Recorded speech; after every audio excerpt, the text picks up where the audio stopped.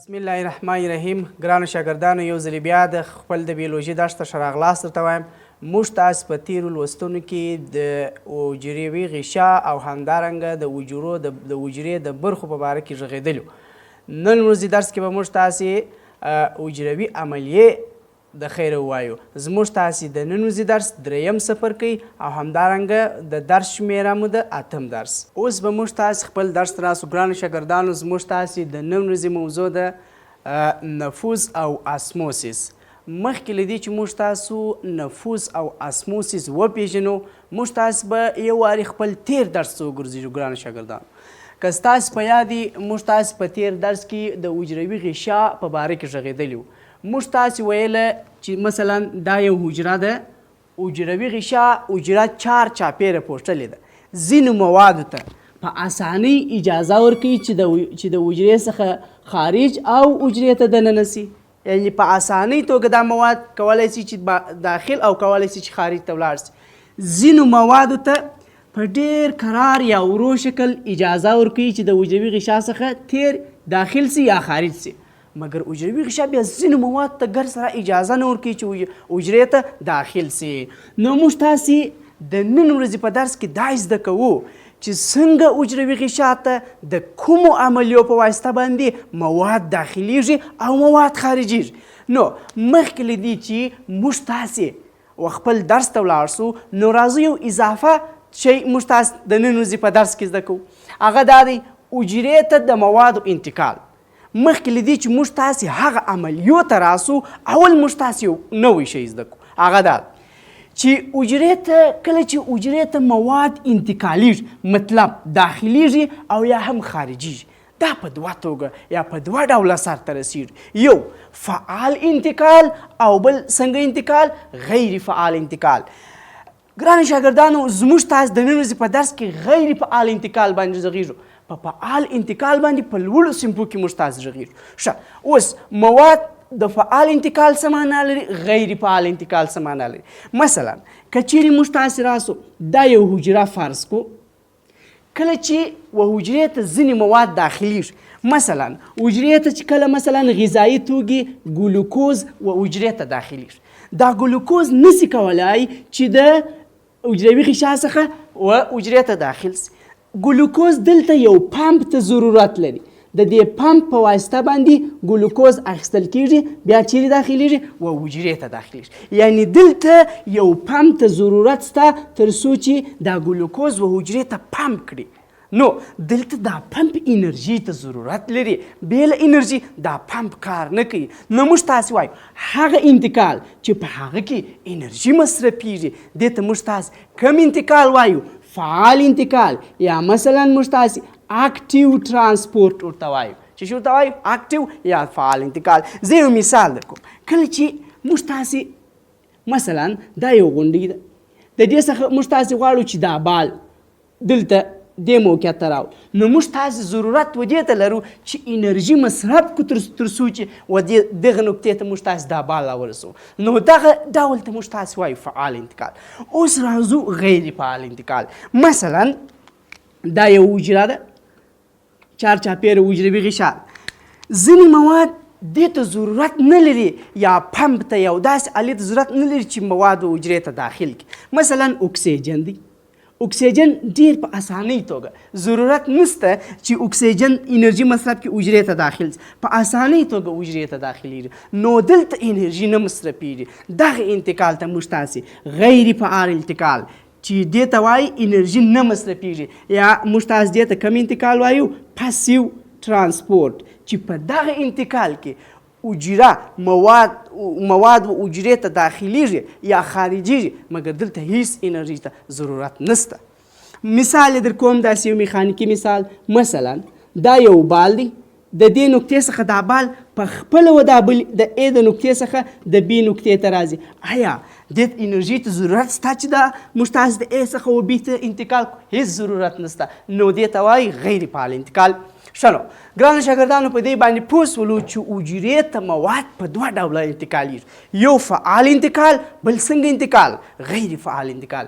اوس نو موږ تاسې راځو په دغه لوست کې پر غیر فعال انتقال باندې غږیږو. نو په غیر فعال انتقال کې موږ تاسې دوې عملیې لرو، یو نفوذ بل اسموسیس. نو راځو نفوذ یا هم ډیفیوژن څنګه عملیه ده. ګوري ګرانو شاګردانو، اول راځو تعریف ته. د لوړ غلظت څخه د کښته غلظت په لور د موادو حرکت ته نفوذ یا هم انتشار وایي. یو مثال یې در کوم. مثلا موږ تاسې غواړو دا د اوبو یو لوښی دی، په دې کې موږ تاسې غواړو چې یو ډول رنګ توی کړو. مثلا غواړو چې یو ډول رنګ و دې ته داخل کړو. اوس نو موږ غواړو چې دا رنګ و دا لوښي ته داخل سي. تاسې ګورئ ګرانو شاګردانو، دا رنګ چې دی نسبت و اوبو ته یو څه غلیظ دی، یو څه کلک دی. نو تاسې به وګورئ چې دغه رنګ په اوبو کې کرار کرار څه کېږي؟ خپریږي. کرار کرار دا رنګ په اوبو کې خپریږي. اوس نو راځو دا مخته مرحله ده، دا اوله مرحله سوه. په دویمه مرحله کې موږ تاسې ګورو اوله پلا رنګ دلته د دا لوښي په یو برخه کې کرار کرار دا رنګ د بوتل یا د لوښي و ټولو برخو ته په مساوي توګه رسېږي. مثلا په دا دوهم شکل کې به موږ تاسې وګورو چې رنګ تقریبا ولنیمۍ برخې ته د لوښي رسېدلی دي. کله چې موږ تاسې په نهایي مرحله کې وګورو، موږ به وګورو چې د دغه رنګ هغه ذرات چې دي په مساوي توګه د لوښي په ټولو برخو ته رسېدلی دي. نو موږ تاسې وایو نفوذ یا ډیفیوژن. څه معنا لري؟ اوس ګرانو شاګردانو، دا رنګ چې دی غلیظ دی، یو څه کلک دی، اوبه چې دي رقیق دی، یعنی غلظت یې کم دی، د رنګو غلظت چې دی زیات دی. نو دغه ذرات په خپله د هغه ذراتو پر لوري ځي چې هغه ذراتو غلظت څه شي وي؟ کم وي. نو موږ تاسو په دې مثال کې ثبوت کړله چې د هغه مواد چې غلظت زیات وي او هغه مواد چې غلظت یې کم وي، د لوړ غلظت یعنی د غلظت یې زیات وي، د هغې خواته دا حرکت کوي چې هغې خواته غلظت څه شي وي؟ کم وي. اوس نو ګرانو شاګردانو، د نفوذ مثال خو موږ تاسې په محلول کې ورکړي. دا یو محلول. اوس په بیولوژي کې زموږ دپاره د نفوذ عملیه څه اهمیت لري؟ ګورئ، دا یو حجره ده.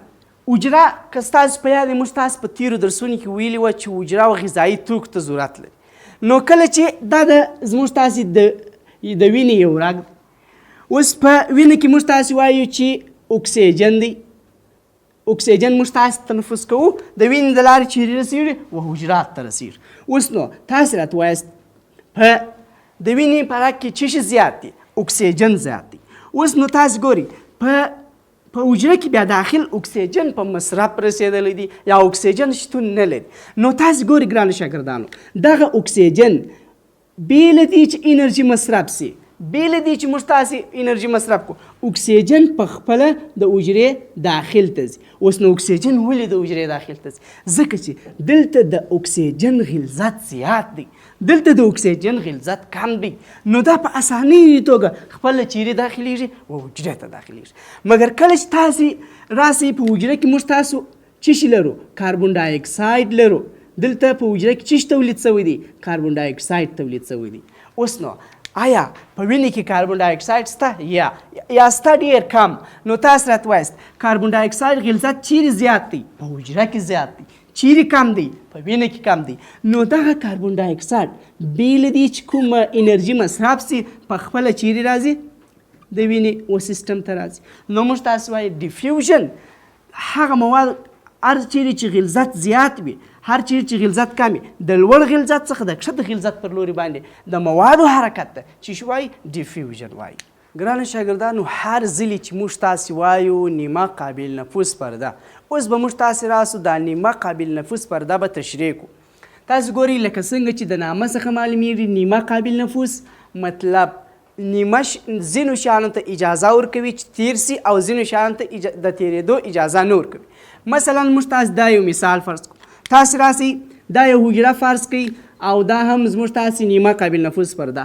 تاسې وګورئ ګرانو شاګردانو، دغه شنه ذرات کولی سي چې ډېر په اسانۍ توګه له همدغې پردې څخه تیر سي، ډېر په اسانۍ توګه کولی سي چې همدغې پردې څخه تېر سي. کوچني کوچني مالیکولونه موږ تاسې وایو لکه اکسیجن او کاربن ډای اکساید او اوبه دا په اسانۍ توګه کولی سي چې د حجروي غشا څخه یا د نیمه قابل نفوس پردې څخه تېر سي.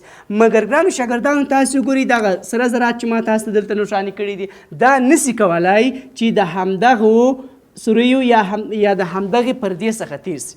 په څه خاطر؟ ځکه چې نیمه قابل نفوذ ده. په څه معنا؟ سلیکټیو پرمیابیلیټي یا موږ تاسې وایو انتخابي ده، سلیکټیو ده یا په بل اصطلاح باندې موږ تاسې وایو انتخابي ده. انتخابي په څه معنا؟ ځینې موادو ته د تېرېدلو اجازه ورکوي. لکه کوچني کوچني مواد موږ تاسو په تېر درس کې یادونه وکړه، ځینو مواد ته تېرېدو اجازه نه ورکوي. اوس نو د دې فایده څه ده؟ د دې فایده دا د ګرانو شاګردانو مثلا کله چې حجرې ته مواد داخلیږي په دې کې ضررمند توکي هم شته، ځینې میکروبونه هم شته، نو هغه نشي کولی چې حجرې ته په اسانۍ سره داخل شي. نو د نیمه قابل نفوذ پردې په مفهوم باندې پوه شولو.